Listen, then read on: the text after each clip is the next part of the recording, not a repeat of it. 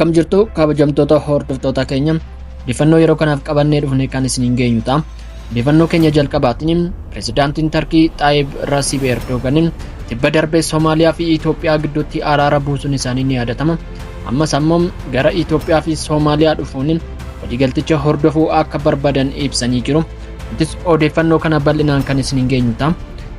Odeeffannoo keenya lammaffaan ammoo Israa'el daangaa Sooriyaa humnaan weerartee qabattee irratti lammiilee Israa'el qubachiisuuf wixinee qophaa'e raggaasisuun ishee dhagahamee jira. Dabalataanis Israa'el loltoonni Sooriyaa keessaa gonkumaa hin ba'an jechaati kan jirtu. Lafa baay'ee Sooriyaa irraa murtee fudhachaa jirti. Nutis odeeffannoo kana bal'inaan kan isiniin geenyu ta'a. Odeeffannoo keenya xumuraan immoo waraana Raashiyaa fi Yuukireen keessatti cimee itti fufeen wal qabate. Raashiyaan guyyaa tokko keessatti droonii 108 akkasumas misaayila 200 ol ta'an Yuukireen irratti roobsitee jirti. Yuukireen immoo gama isheen neetootti dabalamtee miseensa neetoo ta'uun Raashiyaa ofirraa ittisuuf yaalatti kan jirtu. Haa ta'u malee Raashiyaa jala dhaabbachuun mataa bowwuu itti ta'ee jira. Nutis odeeffannoo kana bal'inaan qabannee dhufnee jirra kabajamtoota hordoftoota keenya.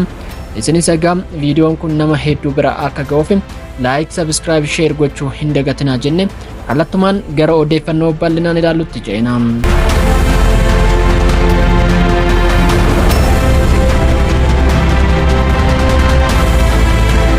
Pirezidaantiin Tarkii Rasiib Xaayib Erdogan jaarsummaa Itoophiyaa fi Soomaaliyaa ta'anii araaraan xumuruu isaaniin biyyoota fi dhaabbilee adda addaa irraa dinqisiifannaa guddaa argataniiru.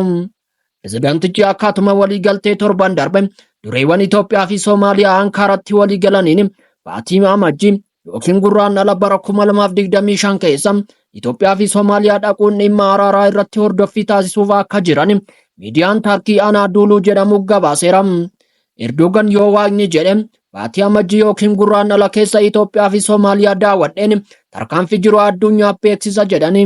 Akkaataa waliigaltee Ankaaraa muddee 11 bara 2024 marii jaarsummaa pirezidaantii Tarkii Rasiib Xaayib Erdogan Ankaaratti gaggeeffameen Tarkiin marii teeknikaa akka eegaltuuf marichi isaa baatii 4 keessatti akka xumuramu waliigalaniiru. Waliigaltee mallatteessan sana keessatti Itoophiyaa fi Soomaaliyaan birmadummaa walabummaa fi tokkummaa daangaa akkasumas seerota idil addunyaa UN akkasumas gamtaa Afrikaa jalatti heeraman kabajuuf akka waliigalan ibsaniiru. Kana malees dhibdeewwanii fi dhimmoota falmisiisaa dhiisuun fuulduratti akka waltumsan waliigaluun isaanii ni yaadatama. Haa ta'u malee akkaataan raawwii waliigaltichaa fi qabxiiwwan murteessoon ammallee ifan taane akka jiran qe'ee ka'aa tureera. Kana keessaa tokko dhimma waliigaltee Itoophiyaa fi Somaalilaand yoo ta'u, waliigaltichi haala tokkummaa daangaa Soomaaliyaa kabajeen Itoophiyaan ulaa galaanaa kan argattu ta'a jechuun haala kamiin kan jedhu irratti ibsi bal'aan kenname hin jiru. Labsii Ankaaraa kanaan boonuu kan ibsan Erdogan biyyoonni hedduun dhimma Soomaaliyaa fi Itoophiyaa marii fixuu keessatti hirmaataniiru. Garuu dhimma kana furuu hin dandeenye jechuun boonaniiru. Kana malees pirezidaantichi ministeera muummee Itoophiyaa Abiy Ahimad waliin hariiroo addaa qabaachuun isaanii marii sun akka milkaa'uuf haala mijeessuu eerani. Akkasumas Tarkiin biyyoota lamaaniifuu deeggarsa akka taasiftu ibsanii Soomaaliyaa keessatti hojiiwwan investimentii hojjenneerra. Kana malees dhaabbilee shororkeessummaa Soomaaliyaa keessatti argaman irrattis tarkaanfii fudhanneerra. Itoophiyaafis deeggarsa diinagdee fi ittisaa irratti waan dandeenyu hunda gooneerra jedhan Erdogan. Waliigalteen gamlamee haala Itoophiyaan karaa Soomaaliyaan ulaa galaanaa itti argattu ilaallatan xumuramuu dabalatee mariin teeknikaa gurraandhala 2025tti eegalame ji'oota 4 keessatti xumuramuu akka qaban waliigalticha irratti eerameera. Waliigaltichi gumaacha loltoonni Itoophiyaa ergama gamtaa Afrikaa jalatti Soomaaliyaa keessatti taasisaniif beekamtii kenneera.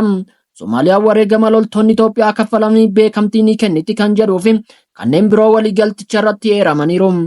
Jalqaba bara 2024 Itoophiyaan naannoo Soomaaliyaa irraa adda baate Somaalilaand waliin waliigaltee ulaa galaanaa mallatteessuu hordofe Itoophiyaa fi Soomaaliyaa gidduutti waldhabdeen uumamuun ni yaadatama.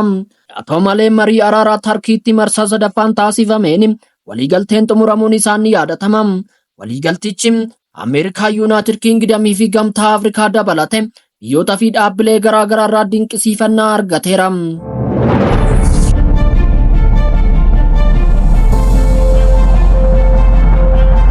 Oduu biroon mootummaan Israa'el karoora qubsuma daangaa Sooriyaa humnaan weeraree qabatee irratti uummata Israa'el qubachiisuuf akkasumas olka'iinsa Goolaan dabalate daangaa biroo Sooriyaa keessatti babal'isuuf wixinee qophaa'e raggaasisuun waraana fi fuula haaraa Sooriyaa mudate ilaalchise fedhii uummata Israa'el Goolaan irratti dachaa lamaan guddisuu irraa kan ka'e socho'aa jiraachuu ibseera. Goolaan cimsuun mootummaa Israa'el cimsa keessumaa yeroo kanatti baay'ee barbaachisaadha. Itti fufnee qabannee akka dararuu goone keessa qubachuu itti fufna jechuun muummichi ministeera Benjaamin Netanyahuun ibsa kennaniin dubbataniiru. Weerarri kunis Iraan fi sodaa humnoota Iraaniin deeggaraman irraa qabaniin akka ta'e ibsameera.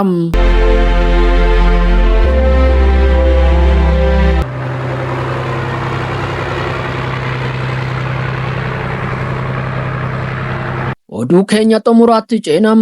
Pireezidaantii Yuukireen Volodymyr Zelenskiin dilbata darbee akka jedhanitti Moskoon loltoota Yuukireen naannoo Kursk Raashiyaa keessaa ari'uuf tattaaffii taasiftu keessatti loltoota Kooriyaa kaabaa lakkoofsi isaanii hedduu ta'e hirmaachisuu eegalteetti jechuun sodaa qaban ibsani.